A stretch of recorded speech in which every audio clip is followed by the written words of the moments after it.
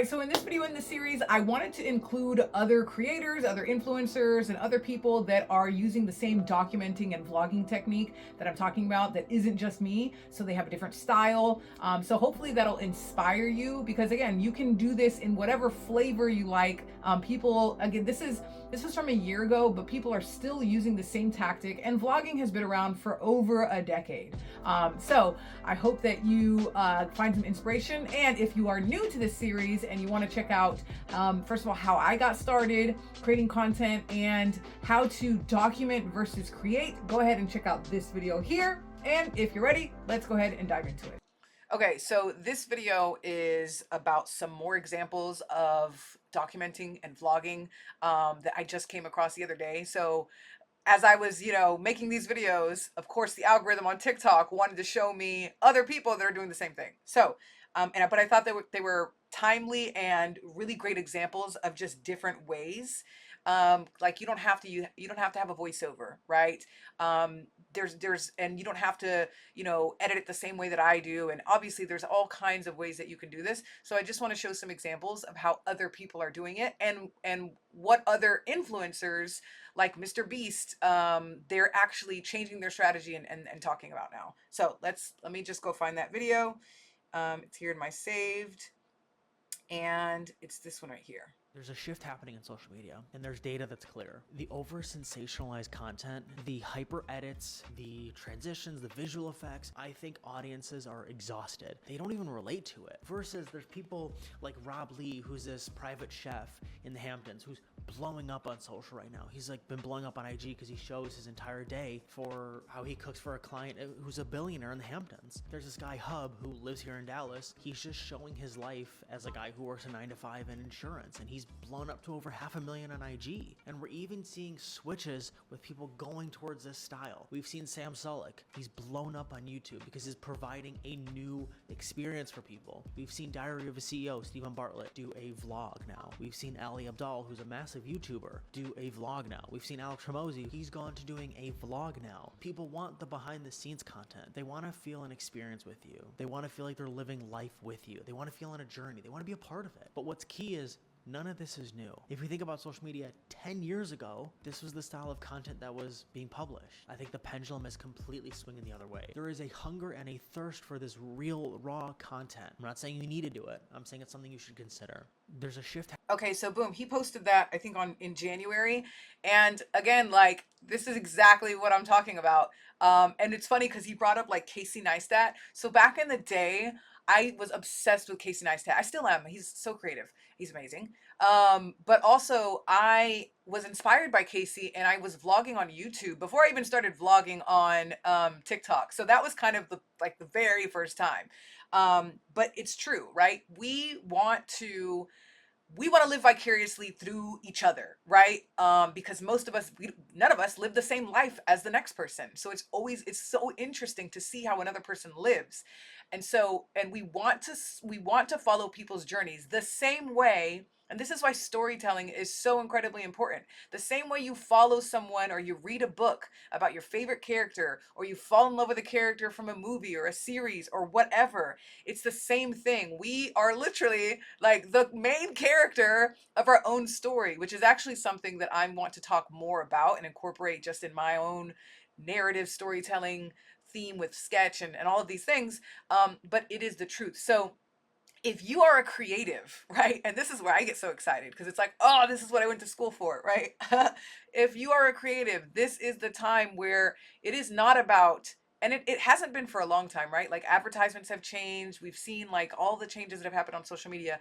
But content, I mean, it's absolutely, it's easier for us to be ourselves and to put that out there, and to not have to stress so much on it. So anyway, let me just show you these two examples that he mentioned in the video. So Rob Lee, here it is. Okay, so I just want to show you an example. As a full-time private chef for my client in the Hamptons. I usually start my day around 6 a.m. and head straight to the gym. I like to kind of get that out of the way first thing in the morning. On the way to the house, I'll stop by the beach, go for a morning walk. Okay, this is Sometimes pretty I'll long, park on but the you get beach, the point, just walk right? there. He's Breakfast is usually at kind of what I 8:30. was, Usually I do what something I, simple, yeah, like like what some I was doing French in mine toast, was pancakes, showing some you sort of toast, what I'm eggs, doing. bacon, Mine's peanut not butter, as like, yogurt, nothing I too love crazy. food, and Breakfast so burrito. mine is My not kind as of must-haves aesthetically with appealing breakfast as is, freshly but squeezed essentially it's the orange same juice thing, and right? this Going probiotic throughout my yogurt drink. day, After doing the breakfast, I'll head voiceover, back to the bam, apartment bam, bam. and make breakfast for myself. Then I'll Now get up, he's using a take a body tripod, shower, do some obviously, because he's skincare, getting a and lot then of sit down footage to of do some himself, private full stuff related body. to work for a couple So hours. that's I can make something this that you video. could do if Around you wanted to 12, do I'll that. head back to the house to make lunch, which is at 12:30. Okay, let me just look at another one of his videos. So a lot of his videos are they're not first person perspective or point of view, right? So his point of view is, again, he's got a tripod, which is, again, something that you could absolutely do. But you get the point, right? Super cool, really interesting, delicious, and again, a lot of you guys like have really interesting things going on. Okay, so let me now check out. Okay, I found him. So this is the other guy that he was mentioning, who I guess he works a 9 to 5 for insurance, but it says video create. Well, okay, I can see why he said video creator, because he's doing this now. So anyway, let me just check out. Here we go.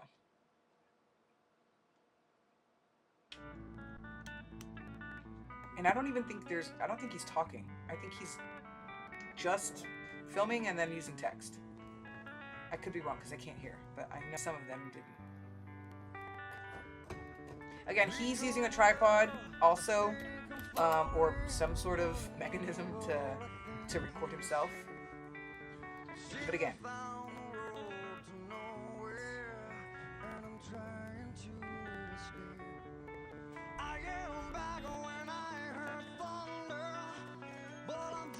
okay, so you kind of get the point, like, and feel free to, go and check them out yourself. But I just wanted to give you some other examples, not just my own, of other people that are doing this, and the fact that even, these large influencers, these large thought leaders are doing it also. And there's other ways, other than doing a voiceover, or doing a first person perspective, right? Point of view. So anyway, I hope this helps. I hope it inspires you. Go out and, check for yourself. Maybe you find someone that is more aligned with whatever you're planning to create or document or put out there or share or whatever. But anyway, I hope this is helpful. All right, guys, so I hope you got some value. I hope those videos inspired you. I know they inspired me. I'm honestly just like really fascinated with other people's lives, and I just love seeing what other people are doing. I think it's just so interesting, which is also another hack, right? Like, in order to be interested, you also have to be interesting, right? And so, like, if you are a hack that happened for me was, because I knew that I was vlogging and documenting my life, I had to do more interesting things, right? And sure, I was already kind of doing stuff, but now it's more intentional. So you'll find that when you're vlogging and when you're documenting your journey, it's almost like you want to do more things. You want to be more creative. You want to be, working on other projects. You want to schedule that meeting or go on that walk or whatever the case may be. The point is that you're going to think about, oh, this would be great for content. At least that's the way that I think about it. Anytime someone suggests something, or I don't know, I consider doing something that it would have been simple to do it one way, but then I take on the challenge because I'm like, oh, this would actually be really great for content. An example, my family, we're going to Puerto Rico in June. I want to create my own outfit, and I want it to be sewn with my friend, and I can't find fabric right now because the fabric that I need needs to be breathable. Anyway, the point is that she gave me a hack where I can use blankets, like sheets, because it uses really breathable cotton, and I'm like, that's amazing. That would make for great content. So I'm gonna be doing that next week. That's gonna be one of my future projects. But anyway, I hope that this gave you something, some inspiration, some motivation.